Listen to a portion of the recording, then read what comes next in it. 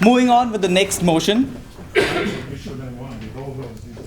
Spare the rod and spoil the child is a true statement even today.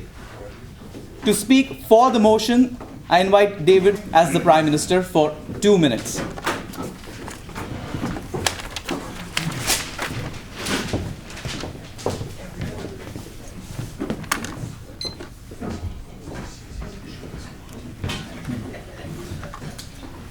Consider the case of the sperm donor.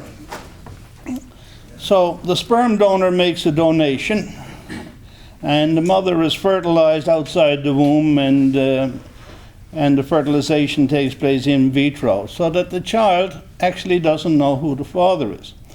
So all his life the child is nagging mom, says, "Where's Dad?" She says, "Well, I can't tell you." And he's saying, "Well, why can't you tell me?" And she says, "Because I swore to a secrecy." So he's there snarling and bawling, and in some jurisdictions he can actually sue you for not making your whereabouts known. So now you're being hunted and haunted by a child, a screaming brat, demanding to know his lineage and parenthood. And also he's devastated because mom is cast in the light of a harlot, because if she tells the child, "I don't know who your father is," after a while that gets around. So in this case, the child is spoiled because the rod has been spared, you see. So what happens in the case where mom can't tell the child? Well, she also can't tell her friends. And then they're saying, well, here's this woman, she has this child, she can't tell us who the father is, she can't tell her friends. And again, it puts her in a poor light. And she's liable to take this out on the child. So the child becomes a rebel because he doesn't know his lineage and he can't get along with his mom, not to mention the ill feelings he has toward Dad.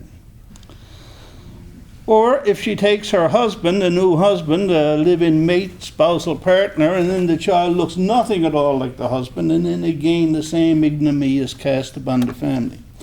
So in all of these simple cases, if the rod is spared, the child is spoiled. Now, not to mention the fact that if you try to cure the child by taking some prudent measures such as corporal punishment, now the child starts to scream because "You're not my father, leave me alone."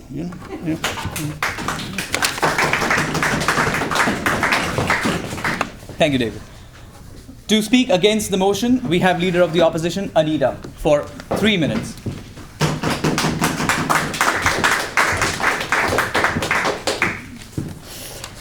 Well, thank you, everyone. I thought I would spend the first minute rebutting the points made by the Prime Minister, but in fact, I'm not sure what the Prime Minister was saying about the mom-dad lineage, and you can't argue with the child about them wanting to know who their parents are. There was one thing that did make me know that we are arguing the same thing. He did mention that there are times when the adult might want to take prudent measures, such as corporal punishment. So we are on the same page. How that could ever be called a prudent measure, we'll never know. So I'd like to give you some arguments against that very thing. First one is that I think beating a child is a cop-out. It's very easy to lose your temper and just hit a child when they are perhaps not doing what you want them to do, or misbehaving, or bullying, or things that young kids might actually get involved in. But actually hitting them is just going to make a repeat performance. It's always going to happen. And it's a cop-out. It's easy to hit someone in a bad mood. It is much, much more difficult to take the time to nurture that child and tell them what they're doing wrong and lead them in the right direction, giving them examples, telling them why not. Another argument. There are numerous ways to deal with a child's misbehavior other than corporal punishment.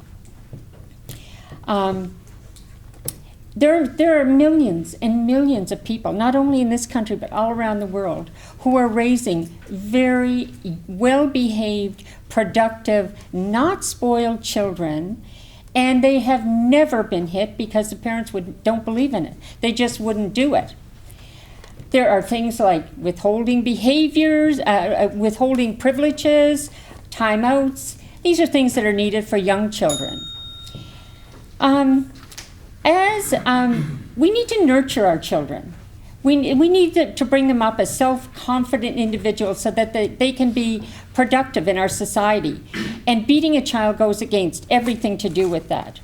In actual fact, it's more likely to make a bully where they do violence against their friends, animals in many cases. It just makes for a bitter, unhappy child.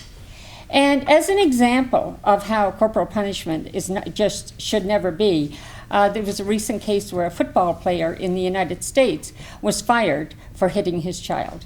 So, ladies and gentlemen, I would ask you to defeat this motion.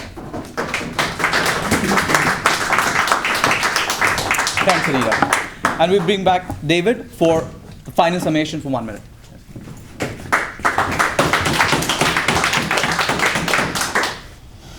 The leader of the opposition says she did not understand my points. I made the very simple point that if you spare the rod, you spoil the child. In this case, I used the case of a sperm donor. In other words, in the case where fertilization takes place outside of the normal natural copulation, and the child therefore is deprived of the father and the knowledge of the father, the child can be raised in a very difficult set of circumstances, which gives him insecurity and so forth.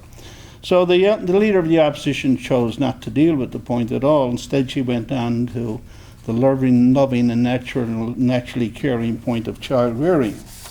Well, there's quite a number of cases where children have been struck from time to time. That doesn't mean to say that it's a substitute for caring and loving. Yes, we bestow these things as well.